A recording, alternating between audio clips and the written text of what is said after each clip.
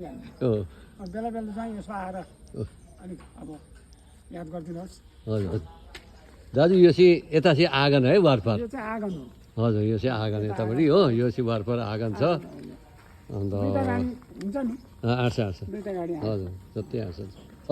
तपाईँले चाहिँ यहाँ चाहिँ के गर्नु पऱ्यो भने अब घर एकखेप बनिन्छ हो हजुर है, 100 वर्षको लागि घर बनिन्छ है। हजुर र गिटी बलुवा चाहिँ राम्रो हो, हजुर रड पनि राम्रो अब है कम्पनीको, र गिटी बलुवा माटो नभएको गिटी पनि राम्रो खालको लाउनु पऱ्यो। सिमेन्ट पुरानो सिमेन्ट लाउनु भएन हो, हजुर त्यस्तो त अब तपाईँहरू गर्नु हुँदैछ होला। अब ठेकेदारलाई जहाँसम्म राम्रै भनेको छ, राम्रै हजुर फेरि आफूले पनि काम डेली हेर्दैछौँ हेर्नु होइन।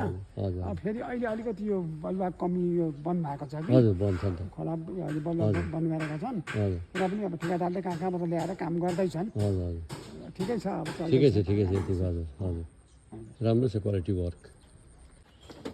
अब हामी सुजुको साइडमा जाँदैछौँ, गाडी चढ्नु रहेछ दाजु हो, यहाँबाट यसो त्यसै जाँदैछौँ है।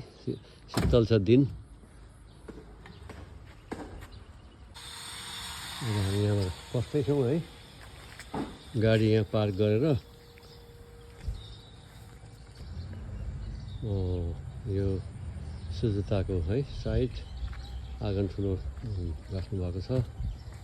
ठिक छ, यति भएछ माथि आएर प्रोग्रेस। स्कुल निकाल्नुहोस् न माथि। यहाँबाट स्कुल यसरी देखिन्छ है। अन्त माथि चढेको छौँ हामी, काम यसरी हुँदैछ यहाँ। यहाँ पनि रड बुनाइ कस्तो पाराले यो हुँदैछ हेर्दैछु म। ए हामी दुईजना यहाँ छौँ। हुँदैछ धमाधम सुजुको पनि सट्टै हुँदैछ माथि। अब दिन पनि मौसम अँध्यारो अँध्यारो छ आज। अहिले त शीतल शीतल भयो, तपाईँ त निकै गरम थियो, भित्र त गरमै हुन्छ। पारी डाँडाहरू यस्तो देख्छ यहाँबाट। ल आजलाई यो हाम्रो यो भिजिटको कार्यक्रम अब यहीँ समाप्त हुन्छ। सक्यो।